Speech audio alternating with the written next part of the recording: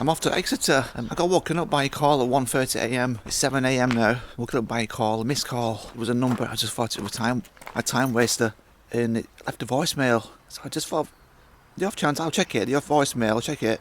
But who's called me at 1:30 in the morning on a Saturday night? It was a doctor. The doctor said in the voicemail, he says, call 111. There's a message for you. So I called 111. They said that the doctor's going to call you back. The GP's going to call you back in 5 minutes. He did call back. He said, I need to go. I've got to be there for 8 o'clock. I'm going a bit forward here. My haemoglobin's low at 58, which is very, very low. It should be 90. Or at least over 80. It's 58. It's dropping quite a lot. It's dropped from 90 to what it is now, 58 in 6 weeks, and it's dropping rapidly despite some increases in medication. So it's very worrying. It is what it is, and it's going to be all right. But I'm going to be admitted into Exeter Hospital. Basically, I'm not stable right now, and I'm feeling a lot of fatigue, weakness, some palpitations. I tried to get a bit of sleep after the call. I didn't get much sleep, but I'm driving to Exeter now, an hour's drive. I'll see you there.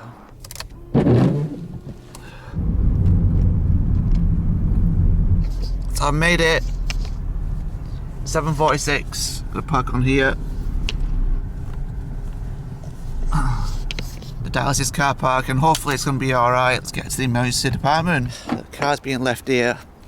I'm staying calm. I'm not worrying too much. It's concerning, pretty concerning, and I've been in situations a lot in my life in the last 10 years. You know, normally they are terrifying. I've got to a point where I feel strong in these situations. When you got to be strong, I'm strong. I don't know what's to come. How many days in hospital? What's going to happen? But I need to get stable, and it's part of the kidney transplant journey. Yeah, I'll be in there for A&E, just over there. Yeah, and I should have said in the last one, I don't feel too bad. I'm still walking alright, I'm not out of breath. I am noticing I'm getting a little more breathless than normal, but overall I'm not doing too bad with how I feel, so I'm very confident it's going to get resolved. But there is, like I said, there's the fatigue, the weakness element, which is understandable. There's not enough oxygen wearing on my body because the red blood cells are really low. We're in the emergency department over there. It's a beautiful morning, and today is July 28th. You see, I walked that bit of a hill there, and I'm a little bit more out of breath than I would be normally, so it's affecting me. Okay, let's go in. I'm not sure where I'm going to, which ward, so hopefully I'll get the information here. I'll see you on the inside. So I'm in the hospital, and I'm going to acute medical unit to start with. Okay, I'm checked in. I've got this bed. I feel hungry. I'm ready for breakfast. I've had some toast and I've had some cereal already. The doctor's come and seen us and just asked about my situation, which I've told him. And I mean, the obvious answer to this is a blood transfusion, but it is seen by the renal team, my renal team, as a last resort, really, because it poses further risk down the line for a transplant. It can be avoided, it's better. So the doctor who's seen us is going to discuss with the renal team before they make a final decision of how to go about this. They've also took bloods and put a cannula in there. So they're going to check the blood results this morning and work from there, discuss with the renal team and decide what to do.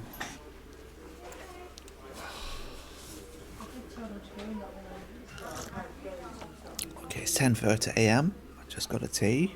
I'm not admitted yet. They have to decide if they're going to admit me or not. So I think they're waiting on the blood test first and then decide if I'm staying in or not. So if it's a blood transfusion, which is a last resort really, then I should be home this afternoon. So it's a bit unclear what's going to happen here. I have a strong feeling that I won't be staying in.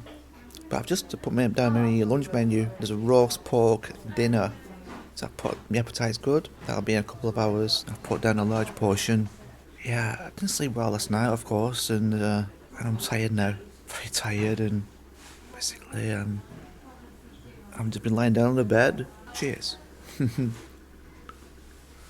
So I've just been told my haemoglobin level from this morning's blood test, it's gone up to 68. It was 66 36 hours ago, my haemoglobin was 58 and it's gone to 66. So that's very promising news. That scores some points against having a blood transfusion. We'll see what they decide. I've got a very optimistic feeling about today.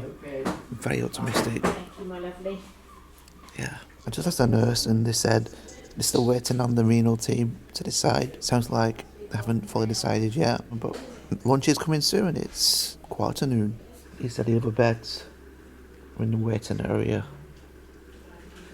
These are the beds people come before when they get assessed and before they get admitted to the main ward.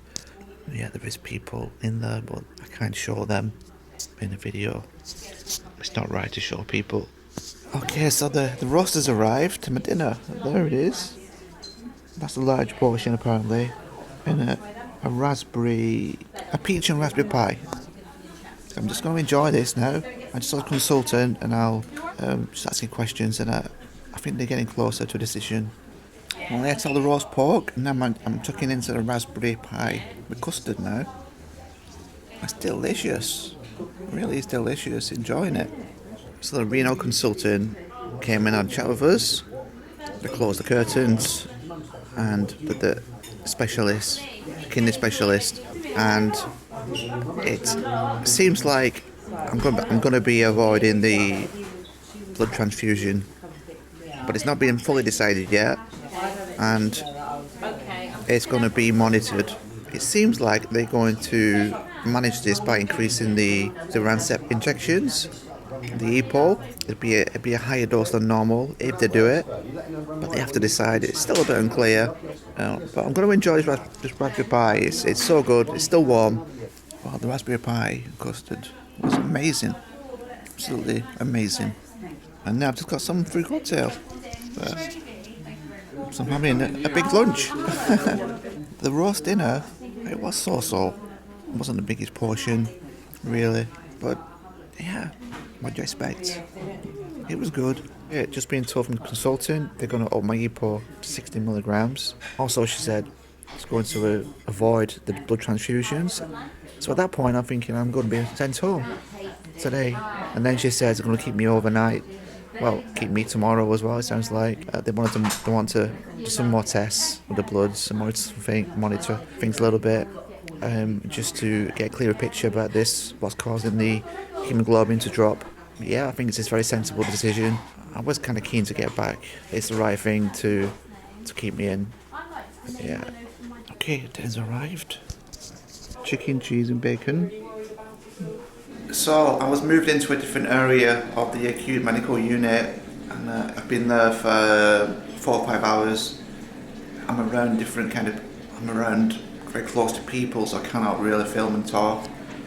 I've just had my dinner, so it's just gone 5 o'clock now, and I had a chicken and cheese, bacon, kind of bake this per dessert. I'm not quite sure what it was, but it were okay. And then a bit of a treat, a bit of an ice cream. So I just went through the 3 courses of dinner in no time. Appetite is brilliant, and I had the full roast dinner as well. And so there's no issues there. They've just took bloods from my hand as well earlier on, because they want to check something else with the blood. Other than that, it's just nothing going on. It's just waiting and waiting. I'm waiting to be transferred to the kidney ward, Creedy, but there's no beds, I'm told. So I'm stuck in this acute medical unit, which is a bit cramped for my liking, and everyone's a bit close together, and we're all kind of waiting to go into a different ward, I think. So it's not the best afternoon, but it's necessary. I'll be staying overnight. So I'm in the kidney ward. I've been moved to Creedy, and I got moved quite late, about 9 p.m. I'm in a room with people, so I'm not able to really show much. I'm feeling fine. Not much has happened other than a lot of waiting around today. They've took the bloods. I'll find out more tomorrow when they assess things and look at the bloods, and today's a Sunday as well. Things will happen on tomorrow on a Monday, so yeah, it's just to try and get some sleep. Today's been a lot of waiting around. They've took my ECG, they've took bloods a couple of times. They've got one set of results which are kind of promising, but they're far from ideal. They took some more bloods to go to get checked. They're going to check some more bloods tomorrow. So yeah, I'm going to get a good night's sleep, hopefully. Fingers crossed everything is resolved tomorrow. I will see you in the morning. Peace.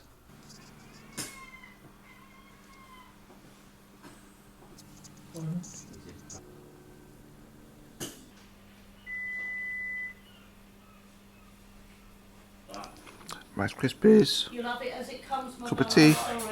Put some marmalade for the toast.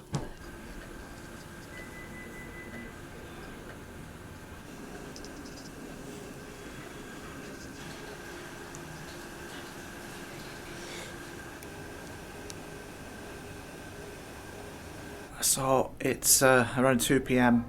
on the second day, and I've not been able to film because I'm with other patients in the room.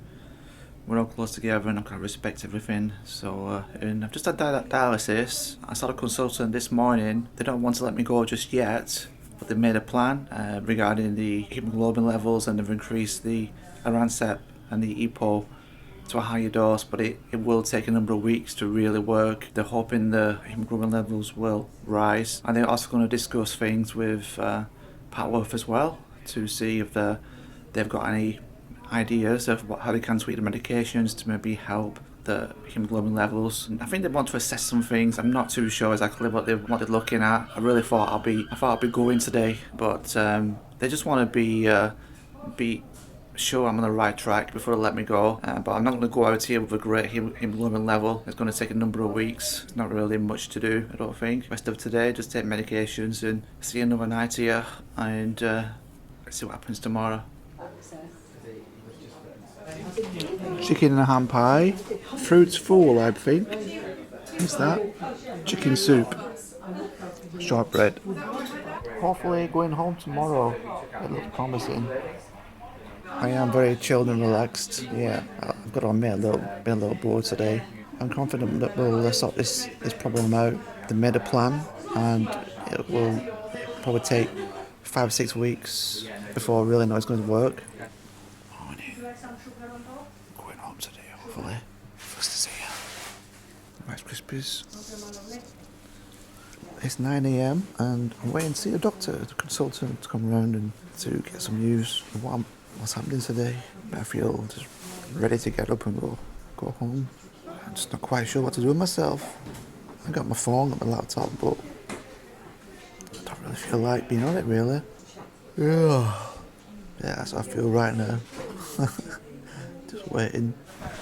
Well, I'm free to go home, and I'm coming back next week to see if I'm on the right track. I'm not sorted by any means just yet, and it's quite complicated. So yeah, I'm told I can go home, and I just have to see if I have to wait for anything else now. They're going to make some medication changes to the immune suppressant levels I'm on as well. So there's more tests, more data they want to get, and going to have to get more data to see if we're on the right track for this hemoglobin to go better. But it will take a couple of weeks to get the data to know. But yeah, they're thinking seriously about doing this right, so I'll get the transplant in the best possible way and live a long and healthy life, as you put it. That's the plan from their perspective, and a long healthy life. It's good for me too. Yeah, so now I'm just waiting for some medication to be prescribed and discharge papers. It's 5 to 11 and I'll be staying for lunch, and yeah, this afternoon I'll be back home, my own place. It feels good to be going home, and I've got things to do as well. Lots of things that I need to sort out, so this comes first and life comes second, kind of thing. And but what I mean is, yeah, I've got things to sort out really, and life-wise, and stuff to do, and like we all have. Got my jeans on, and get ready to go, but I can't go just yet. Just had a cannula out there. That's a sign of you going home imminently when this comes out. So I've had a blood test and a cannula out, another couple of holes, and yeah, a bit of a pincushion at the moment, a lot of sharp scratches. Time for the lunch. Thank you. Yeah, it looks nice. Sausage and mash, peas, rice pudding, a per half.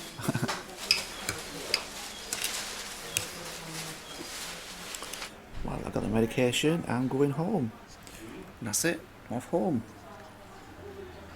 Goodbye, bed. Oh yeah, of course. I should know by now. Bye-bye.